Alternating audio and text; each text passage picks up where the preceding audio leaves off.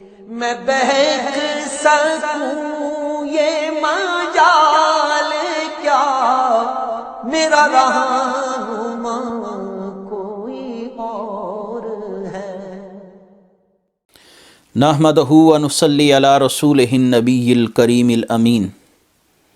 اما بعد فاعوذ باللہ السمیع العلیم من الشیطان الرجیم، بسم اللہ الرحمن الرحیم۔ قال اللہ تبارک و تعالی فی القرآن الحکیم، ان اللہ و ملائکتہ یصلون علی النبی یا ایہا الذین آمنوا صلوا علیہ وسلموا تسلیما۔ الصلاۃ والسلام علیک یا رسول اللہ، الصلاۃ والسلام علیک یا نبی اللہ، الصلاۃ والسلام علیک یا شفیع المذنبین وعلی آلک و اصحابک یا رحمۃ للعالمین۔ اللہ تبارک و تعالیٰ کی حمد و ثنا سرور کونین جان عالم حضرت محمد مصطفیٰ صلی اللہ علیہ وسلم اور آپ کے دیگر جمیع صحابہ کرام، ازواج مطہرات، آپ کے اہل بیت اطہار کی بارگاہ میں انتہائی عزت احترام کے ساتھ درود و سلام کے نذرانوں کے بعد، سامعین ذی وقار میرے دینی اور یقینی دوستوں، بزرگوں اور بھائیوں، بحمدہ تعالی تفسیر اعجاز القرآن کا تسلسل تاحال جاری ہے، اور اللہ تعالیٰ سے دعا ہے کہ اسی تسلسل کو جاری و ساری رکھے، قائم و دائم رکھے، تاکہ ہم قرآن کریم کے فہم سے نبی کریم صلی اللہ علیہ وسلم کی امت کو مستفیض کر سکیں، اور نبی کریم صلی اللہ علیہ وآلہ وسلم کے قلب اقدس پر اترنے والی اس کتاب لا ریب کا نور ہم سینوں کے اندر منور کر سکیں۔ آج قرآن کریم فرقان حمید کے تفسیری سلسلہ اعجاز القرآن کے اندر ہم سورہ نساء کے تیسرے رکوع کی تفسیر، چوتھا سپارہ ہے، اور مجموعی طور پر چوتھے سپارے کا 14واں رکوع اور سورہ نساء کا تیسرا رکوع، یعنی سورہ نساء کی آیت نمبر 15 سے آگے درس کی ابتدا کرنے جا رہے ہیں۔ اللہ تعالی ہم سب کو ہدایت کی پیروی کرنے کی توفیق مرحمت فرمائے۔ اللہ تبارک و تعالی قرآن کریم فرقان حمید میں ارشاد فرماتے ہیں، واللاتی یاتین الفاحشۃ من نسائکم فاستشہدوا علیہن اربعۃ منکم فإن شاہدوا فامسکوہن فی البیوت حتی یتوفہن الموت او یجعل اللہ لہن سبیلا۔ اور تمہاری عورتوں میں سے جو بدکاری کر لیں، ان پر اپنوں میں سے 4 مردوں کی گواہی لو، پھر اگر وہ گواہی دے دیں تو ان عورتوں کو گھروں میں بند کر دو، یہاں تک کہ موت ان کی زندگی کو پورا کر دے یا اللہ ان کے لیے کوئی راستہ بنا دے۔ اس آیت مبارکہ کے اندر اللہ تبارک و تعالی نے دور جاہلیت کے دور کی جو عکاسی کی، جو اس دور کے حالات کو بیان کیا کہ نبی کریم صلی اللہ علیہ وسلم کی بعثت کی ابھی ابتدا ہے۔ دور جاہلیت میں چونکہ بدکاری عام تھی، اور یقیناً اسلامی منشور اس وقت تک پایۂ تکمیل تک نہیں پہنچ سکتا جب تک تمام جہتوں کے ساتھ بنی نوع انسانیت کی رہنمائی نہ کر دی جائے۔ عقیدے کے لحاظ سے، اخلاق کے لحاظ سے، احکام کے لحاظ سے، ہر جہت سے، ہر لحاظ سے اسلام رہنمائی کرنے والا دین ہے، اس لیے اسلام کو مکمل ضابطہ حیات سے تعبیر کیا جاتا ہے۔ تو وہ عورتیں جو بدکاری کا ارتکاب کریں، تو اب ان کے لیے اللہ تبارک و تعالیٰ نے ارشاد فرمایا کہ ان پر 4 گواہ لائے جائیں، جو گواہ عادل بھی ہوں اور ان کا کردار لوگوں کے اندر صاحب عزت سمجھا جاتا ہو۔ ایسے لوگ جو جھوٹے ہوں، فاسق ہوں، ان کی گواہی حدود کے اندر معتبر نہیں سمجھی جاتی۔ وہ سزائیں جو اللہ کی طرف سے، اس کے رسول کی طرف سے مقرر ہیں، ان کو حدود کہا جاتا ہے، اور وہ سزائیں جو قاضی کی اپنی ثوابدید پر ہے اور قاضی ان کے اندر کمی پیشی کرنے کا اختیار رکھتا ہے، ان کو تعزیر سے تعبیر کیا جاتا ہے۔ تو یہ سزا حدود والی سزا ہے۔ اگرچہ اس آیت کو 1 سال یا 1.5 سال تک رکھا گیا، اس کے بعد اس کا حکم منسوخ کر دیا گیا، لیکن ایک وقت ایسا ضرور آیا کہ اسلام کے ابتدائی دور میں کچھ احکامات میں نرمی رکھی گئی تاکہ لوگ اسلام کے احکامات پر سزاؤں کا نفوس دیکھ کر اسلام سے متنفر نہ ہو، ان کا دل اسلام کی طرف راغب ہو۔ تو یہاں پر کہا گیا کہ 4 لوگ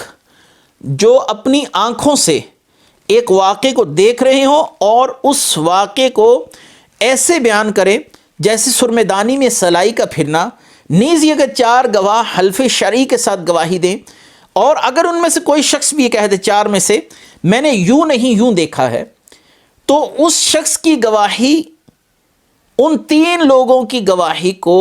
زائل اور باطل کر دے گی، تو زنا یا بدکاری ثابت نہیں ہوگی اور گواہی دینے والے شرعاً 80 کوڑوں کی سزا کے مستحق ٹھہریں گے۔ یہاں پر یہ بات قابل غور ہے کہ انسان کی تعظیم و تکریم کو اسلام کتنی اہمیت دیتا ہے کہ کوئی شخص کسی پر بدکاری کی تہمت نہ لگائے، اس کے لیے ایک معیار متعین کیا گیا، ایک میزان رکھا گیا کہ 4 عادل گواہ حلف کھا کر، قسم کھا کر، حلف لے کر یہ بات کہیں کہ ہم نے اپنی آنکھوں سے یہ معاجرہ ایسے ہوتے دیکھا جیسا کہ ہم کہہ رہے ہیں۔ فقط یہ کہہ دینا کہ میں نے ان کو قربت میں دیکھا، ساتھ بیٹھے دیکھا، یا ایک دوسرے کے ساتھ قابل اعتراض حالت میں دیکھا، لیکن یہ قابل اعتراض حالت اس بات پر مشیر نہ ہو، اس بات کی دلیل نہ بنتی ہو جو اس کا دعویٰ ہے، تو اب وہ لوگ جو گواہی لے کر آئیں گے ان پر شرعی طور پر سزا کا نفوذ ہوگا، ان پر سزا نافذ ہو جائے گی۔ یہ آیت مبارکہ کہ اگر ان پر یہ گناہ ثابت ہو جائے عورتوں پر، تو تم نے کیا کرنا ہے کہ فَأَمْسِكُوهُنَّ فِي الْبَيُوتِ، ان کو گھروں کے اندر ٹھہرائے رکھو اور یہاں تک کہ وہ مر نہ جائیں۔ یہاں پر ذہنوں میں سوال آئے گا، کیونکہ یہ 2 فریق، ایک مرد اور ایک عورت، دونوں کے آپس میں ملنے سے یہ جرم یا یہ گناہ ظاہر ہوتا ہے یا یہ گناہ واقع ہوتا ہے، تو مردوں کے لیے گھروں کے اندر رہنے کی شرط کیوں نہیں رکھی گئی؟ عورتوں کو یہ کیوں کہا گیا کہ ان کو گھروں کے اندر رکھو؟ حتیٰ یتوفاہن الموت، یہاں تک کہ وہ اپنے گھروں میں ٹھہر کر اتنی ٹھہری رہیں کہ وہ مر نہ جائے۔ تو پہلی سی بات ہے کہ اگر مرد گھر میں ٹھہرے گا تو گھر کا تمام کفالت کا نظام جو ہے وہ درہم برہم ہو جائے گا، اس لیے پورے خاندان کے لیے مشکل و مصیبت بن جائے گی۔ انسان چونکہ کماتا ہے اور خاندان اس کے کندھوں پر ہے، اس لیے اسلام میں اس سزا کا نفوذ عورت کے لیے رکھا گیا، اور جس وقت یہ سزا دی جائے تو عورت کو گھر میں رکھا جائے اور اس کو زبانی طور پر اس بات پر آر دلائی جائے کہ تم نے یہ گناہ کیوں کیا، اتنا برا کام عمل کیوں کیا، یعنی زبان کے ساتھ اس کے ساتھ سختی والا معاملہ رکھا جائے۔ حتیٰ یتوفاہن الموت او یجعل اللہ لہن سبیلا، یہاں تک کہ عورت کے لیے کوئی دوسرا راستہ اللہ تعالیٰ نہ نکال دے۔ دوسرے راستے سے مراد اس حکم کو منسوخ کرنے والی آیات ہے۔ مثلا سورہ نور کے اندر اللہ تبارک و تعالیٰ آیت نمبر 2 کے اندر کیا فرماتے ہیں؟ الزانیۃ والزانی فاجلدوا کل واحد منہما 100 جلدہ، کہ بدکار عورت اور بدکار مرد ان دونوں کو اگر غیر شادی شدہ ہوں تو 100 کوڑے اور 1 سال کی جلاوطنی ہے، اور اگر یہ شادی شدہ ہو تو ان کے لیے سزا جو ہے وہ رجم کی ہے، ان کو سزائے موت دی جائے گی، ان کو رجم کیا جائے گا۔ یہ ہے اللہ تبارک و تعالیٰ کے اس حکم کہ او یجعل اللہ لہن سبیلا، یا اللہ ان کے لیے دوسرا راستہ نکال دے۔ یہ دوسرا راستے سے مراد پہلی آیات کہ ان کو گھروں میں رکھا جائے یہاں تک کہ یہ مر جائیں، اس آیت کی منسوخیت کا بیان ہے۔ تو سورہ نور کی آیات نے اس حکم کو منسوخ کر دیا کہ ان کو پورا عرصہ ان کی موت تک گھروں کے اندر رکھا جائے۔ اللہ تبارک و تعالیٰ نے مزید آگے چل کر ارشاد فرمایا واللذان یأتیانها منکم فعزوہما فإن تابا وأصلحا فأعرضوا عنہما ان اللہ کان توابا رحیما، اور تم میں جو مرد عورت ایسا کام کرے ان کو تکلیف پہنچاؤ، پھر اگر وہ توبہ کر لیں، اپنی اصلاح کر لیں تو ان کا پیچھا چھوڑ دو، بے شک اللہ تعالیٰ توبہ قبول کرنے والا مہربان ہے۔ واللذان یأتیانها منکم فعزوہما، تو تم میں جو مرد اور عورت بدکاری کریں تو ان کو ایذا دو۔ ایذا سے مراد زبانی زجر و توبیخ ہے۔ صحابہ کے ہاں اس آیت کی تفسیر یہ ہے، مگر انہیں زبانی طور پر ڈانٹا جائے، مثلا کسی کو کہا جائے کہ تمہیں شرم نہیں آتی، تم نے یہ کام کیوں کیا، کیا تم خدا سے نہیں ڈرتے، تم نے یہ غلیظ کام کیوں کیا، وغیرہ وغیرہ. لیکن یہ آیات زنا کی حد سے پہلے کی ہیں، یہ بعد میں منسوخ ہوگی، جیسا کہ میں ابھی بیان کر کر آیا ہوں. اور فَإِن تَابَا وَأَصْلَحَا، اگر وہ توبہ کر لیں تو اللہ تبارک و تعالیٰ کو توبہ قبول کرنے والا بڑا مہربان پائیں گے. اللہ تبارک و تعالیٰ نے ایسی سورہ نساء 110 نمبر آیت کے اندر کیا فرمایا؟ وَمَن يَعْمَلْ سُوءًا أَوْ يَظْلِمْ نَفْسَهُ ثُمَّ يَسْتَغْفِرِ اللَّهَ يَجِدِ اللَّهَ غَفُورًا رَحِيمًا. کوئی شخص جو برا کام کرے اور اپنی جان پر ظلم کرے پھر اللہ سے بخشش مانگے تو اللہ کو بخشنے والا مہربان پائیں گے. اللہ تبارک و تعالیٰ نے ایسے ہی سورہ ال عمران کے اندر بھی آیت نمبر 135 اور 136 میں فرمایا والذین اذا فعلوا فاحشة او ظلموا انفسهم ذکروا اللہ واستغفروا لذنوبهم ومن یغفر الذنوب الا اللہ. اللہ تبارک و تعالیٰ فرماتے ہیں کہ وہ لوگ اگر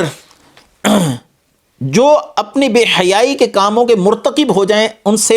اپنی زندگی میں گناہ ہو جائے، بے حیائی کے کام کے مرتکب ہو جائیں، اپنی جانوں پر ظلم کر لیں تو اللہ کو یاد کریں، پھر اللہ تعالیٰ سے گناہوں کی معافی طلب کریں تو اللہ کے سوا کون ہے جو معاف کرنے والا ہے. ان اللہ کان تواب الرحیم، اللہ کو بخشنے والا پائیں گے. اگر اپنے گناہ پر شرمندگی کا احساس ہوا، آئندہ سے نہ کرنے کا عزم کیا کہ یا اللہ میں اپنے اس گناہ پر نادم ہوں، آئندہ سے نہیں کروں گا، اب اللہ تبارک و تعالیٰ کی بارگاہ میں رجوع کیا تو اللہ تعالیٰ نے فرمایا ان اللہ کان تواب الرحیم، کہ اللہ تعالیٰ کو توبہ قبول کرنے والا پائیں گے. انما التوبۃ علی اللہ للذین یعملون السوء بجہالۃ ثم یتوبون من قریب فاولئک یتوب اللہ علیہم وکان اللہ علیما حکیما. وہ توبہ جس کا قبول کرنا اللہ نے اپنے فضل سے لازم کر لیا، وہ انہی کی ہے جو نادانی سے برائی کر بیٹھیں پھر تھوڑی دیر میں توبہ کر لیں، ایسے پر اللہ اپنی رحمت سے رجوع کرتا ہے. اللہ علم و حکمت والا ہے کہ اگر کسی شخص سے گناہ ہو گیا اور اس نے اب اللہ تبارک و تعالیٰ کی بارگاہ میں رجوع کیا تو اللہ تبارک و تعالیٰ اپنے فضل سے، اپنے کرم سے کتب علی نفسہ الرحمہ، اللہ نے خود پر رحمت کرنا لکھ دیا. تو اپنے فضل سے، اپنے کرم سے اس شخص کی توبہ قبول کرتے ہوئے اسے معاف فرما دے گا. اور فَإِن تَابَا وَأَصْلَحَا فَأَعْرِضُوا عَنْهُمَا ان اللہ کان تواب الرحیم. اگر کوئی شخص گناہ کر لیتا ہے اور اس کا دل اسے اس بات پر ندامت دلاتا ہے اور وہ شخص اللہ تبارک و تعالیٰ کی بارگاہ میں رجوع کرتا ہے اور وہ سوچتا ہے میں نے اپنے رب کے علاوہ کس کی بارگاہ میں رجوع کرنا ہے، مجھے اور کون ہے جو معاف کرے، مجھ جیسا ذلیل النفس شخص، مجھ جیسا خبیث النفس شخص کوئی نہیں اور میرے رب جیسا کریم کوئی نہیں. یہ سوچ کر جب وہ اپنے رب کی بارگاہ میں جھکتا ہے تو اللہ تبارک و تعالیٰ اس کی عاجزی، انکساری، مستقبل میں گناہ نہ کرنے کا عزم، اپنے گناہ پر ندامت کو دیکھتے ہوئے اللہ تعالیٰ اس کے گناہ کو معاف فرما دیتا ہے. بہرحال اللہ تبارک و تعالیٰ نے فرمایا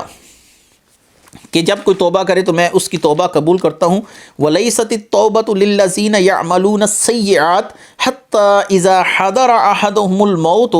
قَالَ إِنِّي تُبْتُ الْآنَ وَلَا الَّذِينَ يَمُوتُونَ وَهُمْ كُفَّارٌ أُولَئِكَ أَعْتَدْنَا لَهُمْ عَذَابًا عَلِيمًا.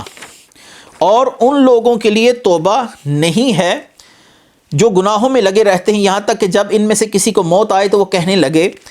اب میں نے توبہ کی، اور نہ ان لوگوں کی کوئی توبہ ہے جو کفر کی حالت میں مریں، ان کے لیے ہم نے دردناک عذاب تیار کر رکھا ہے. ثم یتوبون من قریب فاولئک یتوب اللہ علیہم. یاد رہے کہ اللہ تبارک و تعالیٰ نے فرمایا ان لوگوں کی توبہ نہیں جو زندگی بھر کافرانہ برائیوں اور اسلام کے خلاف سازشوں میں مصروف رہے،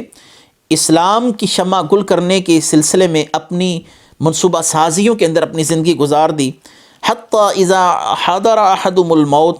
کیونکہ جب پھر موت آ گئی جب انہوں نے ملک الموت کو دیکھ لیا یا موت کے آثار دیکھ لیے، اب یؤمنون بالغیب کا معاملہ ختم ہو گیا. اب انہوں نے اللہ تبارک و تعالیٰ کی نشانیوں کو اپنی آنکھوں سے دیکھ لیا۔ اللہ تعالیٰ نے سورہ غافر آیت نمبر 85 میں فرمایا فَلَمْ يَكُ يَنْفَعُهُمْ إِيمَانُهُمْ لَمَّا رَأَوْا بَأْسَنَا سُنَّتَ اللَّهِ الَّتِي قَدْ خَلَتْ فِي عِبَادِهِ، مگر ہمارا عذاب دیکھ لینے کے بعد ان کا ایمان انہیں کوئی فائدہ نہ دیتا تھا۔ یہ اللہ کا وہ طریقہ ہے جو اپنے بندوں کے متعلق اس کا رہا۔ اسی لیے فرعون نے جب اللہ تبارک و تعالیٰ کی نشانیوں کو دیکھ لیا، نبی کی دعوت پر اس نے حامی نہیں بھری، لیکن جب اس نے اپنی آنکھوں سے موت کے معاملات کو دیکھ لیا اور وہ پکار اٹھا آمنت انہ لا الہ الا اللہ الا الذی آمنت بہ بنو اسرائیل وانا من المسلمین، میں ایمان لایا اس رب کے سوا کوئی معبود نہیں جس پر بنو اسرائیل ایمان لائے اور میں مسلمانوں میں سے ہوں۔ مگر اس کا جواب اللہ تبارک و تعالیٰ نے سورہ یونس آیت نمبر 90 اور 91 میں کیا دیا؟ الآن وقد عصیت قبل وکنت من المفسدین، کیا تو اب ایمان لا رہا ہے؟ یعنی اب جب تجھ سے پردہ اٹھا دیا گیا اور تو نے موت کے فرشتوں کو اپنے سر پر منڈلاتے دیکھ لیا اور موت کا فرشتہ تیرے سر پر آ پہنچا، اب تجھ پر نشانیاں ظاہر ہو گئیں، اب تو ایمان لا رہا ہے، پہلے تو نافرمانیاں کرتا رہا تو تھا ہی فساد کرنے والا۔ الآن وقد عصیت قبل وکنت من المفسدین، تو پہلی فساد کرنے والا تھا، زندگی میں توبہ کر لیتا۔ انسان کے لیے اللہ تبارک و تعالیٰ نے توبہ کا دروازہ اس وقت تک کھلا رکھا ہے جب تک وہ غرغرہ کی حالت میں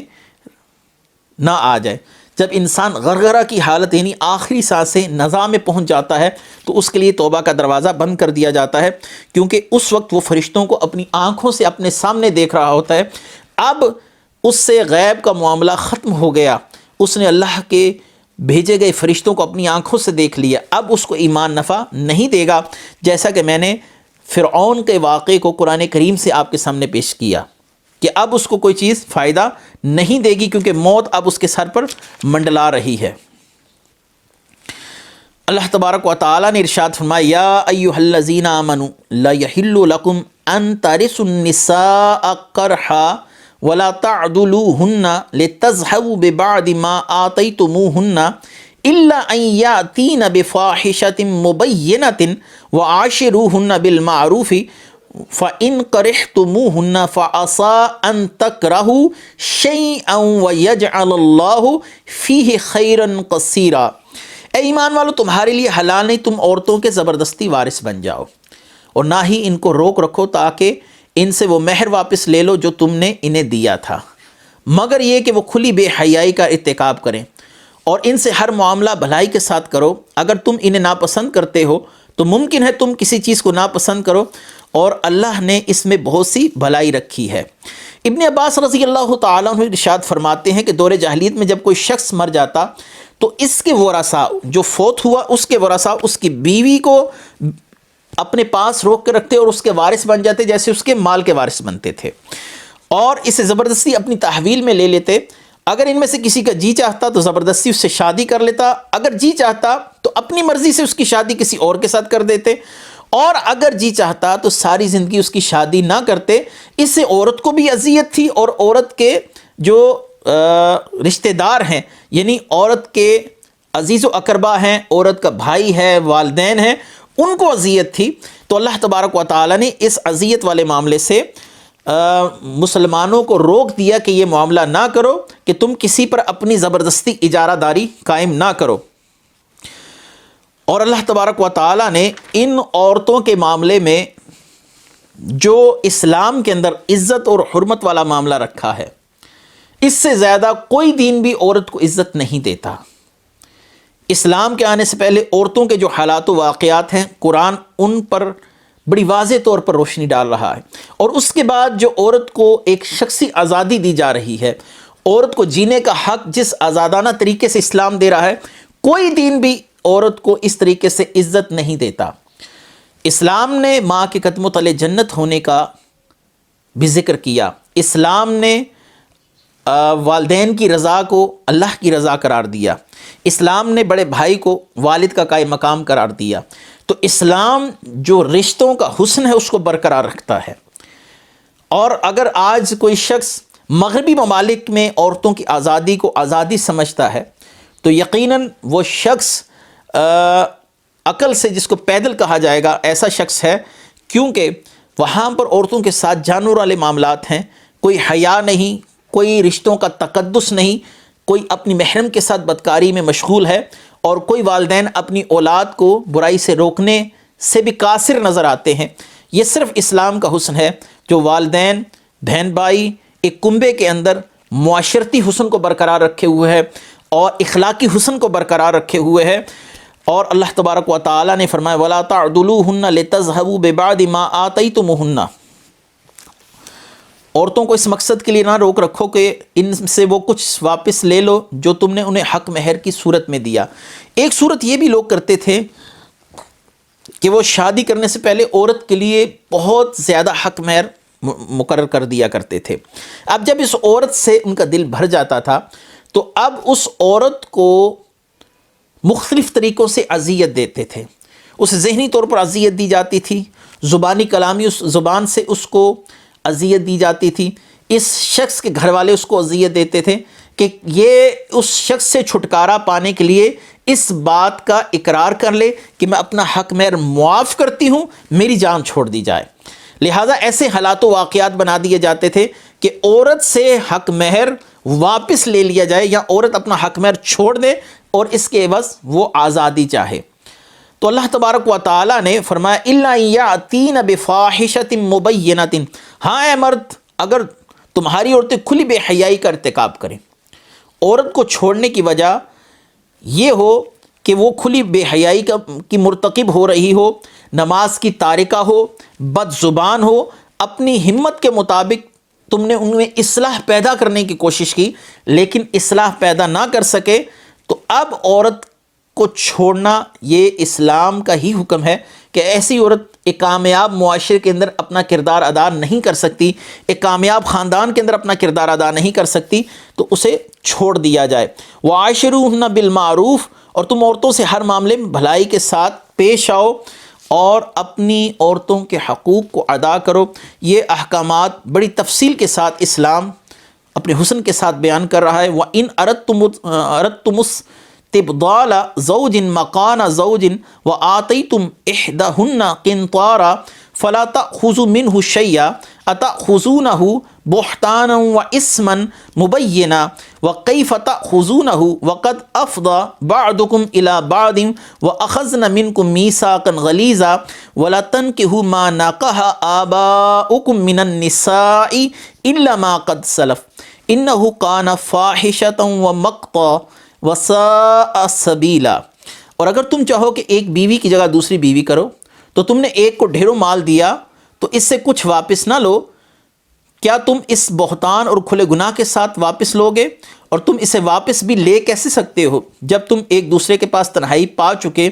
عورتوں نے تم سے بصورت نکاح مضبوط عہد لیا، اور ان عورتوں سے نکاح نہ کرو جن سے تمہارے باپ دادا نے پہلے کیا، البتہ جو پہلے ہو چکا، بے شک یہ کام بے حیائی والا، نفرت والا ہے اور سخت برا طریقہ۔ ایک شخص کو اگر کوئی دوسری عورت پسند آ گئی اور اس نے پہلی بیوی سے اپنے دل کے اندر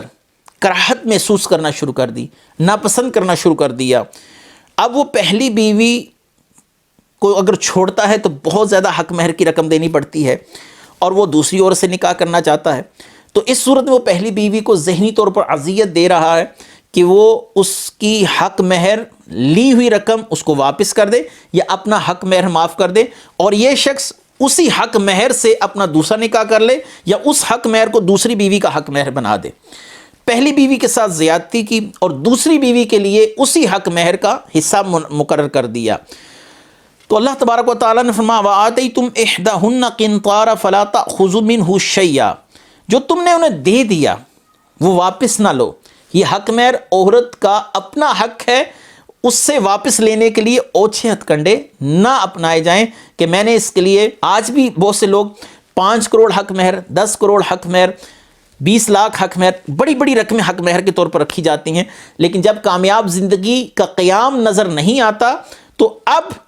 اس حق مہر کو معاف کرانے کے لیے مختلف اوچھے ہتھ کنڈے اپنائے جاتے ہیں کہ عورت خود ہی کہہ دے میں خلا لیتی ہوں، کیونکہ خلا کی صورت میں اب عورت حق مہر کی حقدار نہیں ٹھہرتی. تو ان اوچھے ہتھ کنڈوں سے عورتوں کو تنگ کیا جاتا ہے یا اس پر بہتان لگا دیا جاتا ہے، یہ بدکار عورت ہے، میں اس کے ساتھ نہیں رہ سکتا. تو اللہ تبارک و تعالیٰ نے بہتان لگانے سے منع کیا. اللہ تعالیٰ نے فرمایا وَكَيْفَ تَأْخُذُونَهُ وَقَدْ أَفْضَى بَعْضُكُمْ إِلَىٰ بَعْضٍ وَأَخَذْنَا مِنْكُمْ مِيثَاقًا غَلِيظًا، جبکہ تم ان کے ساتھ تنہائی پا چکے، یعنی خلوت صحیحہ پائی. خلوت صحیحہ کا مطلب ہے ایک مرد و عورت کا ایک تنہائی کا موقع پا لینا، جس تنہائی کے موقع میں ان کے لیے مجامعت یا مباشرت کرنے میں کوئی آڑ نہ ہو، یعنی اتنا وقت پا لینا، اس کو خلوت صحیحہ کہا جاتا ہے. اگر خلوت صحیحہ پائی گئی اور کسی شخص نے عورت سے قربت یا مقاربت اختیار نہیں کی، خلوت صحیحہ پائے جانا ہی اس کا حق مہر اس پر واجب کر دے گا،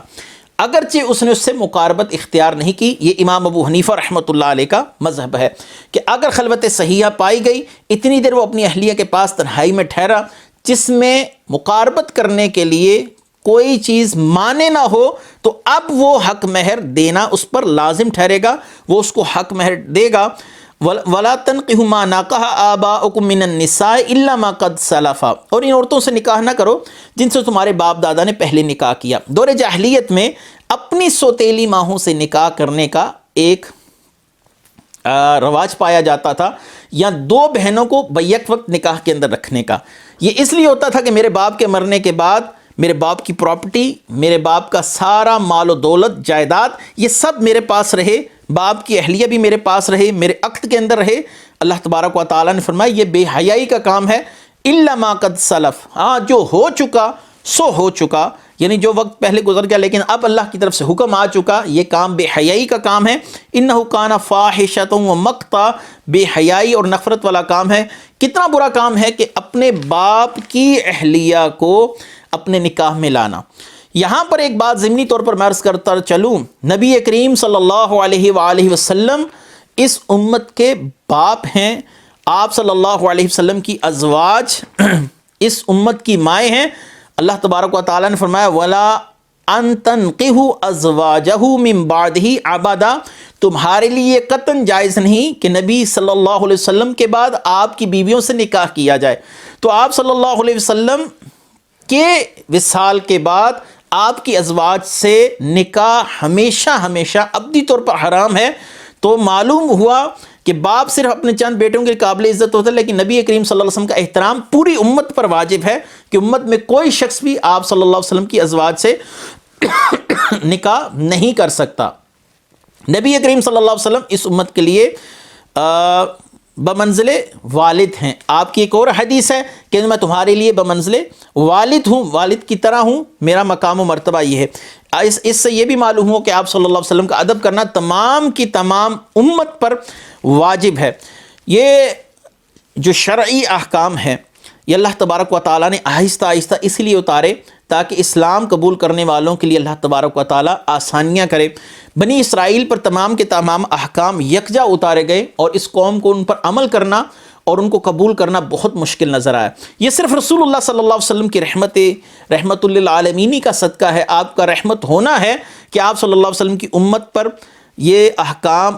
بتدریج آہستہ آہستہ نازل کیے گئے، اور ان احکامات کو قبول کرنا قطعاً مشکل نہیں تھا، کیونکہ یہ احکامات عقل کے تقاضوں کے عین مطابق تھے، جس کو فطرت سلیمہ نے، عقل سلیم نے فوراً قبول کیا. اللہ تبارک و تعالی ہمیں قرآن کا فہم نصیب فرمائے، ہماری خطائیں لغزشیں معاف فرمائے. وآخر دعوانا ان الحمد للہ رب العالمین. میں بہک سکوں یہ مجال کیا میرا رہا